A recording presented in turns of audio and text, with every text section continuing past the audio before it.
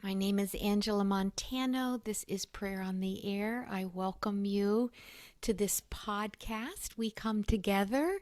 I was going to say from 52 countries, and another country has added on 53 countries. We come together to experience prayer together, to be lifted into the grace of our own presence. And we're from different religions: Jews, Christians, Hindu, Buddhist, atheist, Muslim, the spiritual but not religious. And we do enter into prayer here in a metaphysical, mystical way, is what I would say.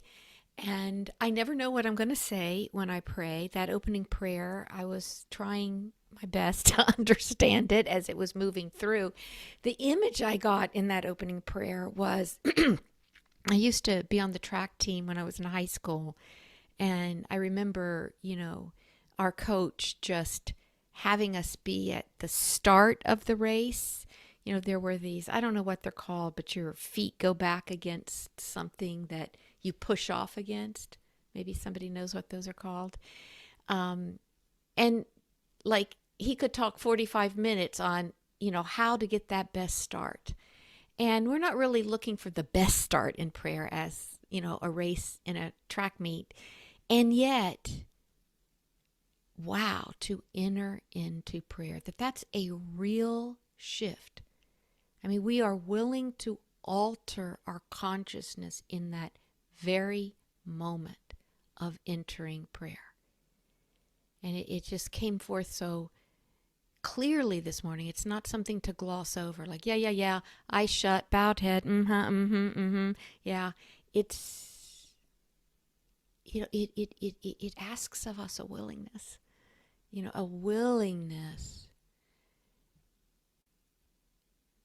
to drop whatever story that we carry that keeps us suffering. And it was really interesting in that prayer because when it talked about thought bubbles, I saw all these figures, like people walking around, and then these like bubbles around them. And like we're all in our own worlds. We know that, right? And, these thoughts that make up my world of suffering might be the exact same thoughts that make up your world of suffering. Maybe we have a lot in common. Me too, me too, me too. Or maybe they're completely different. And so as I began to pray, I just started to see those thought bubbles evaporate. And what would it be like to live without those thought bubbles?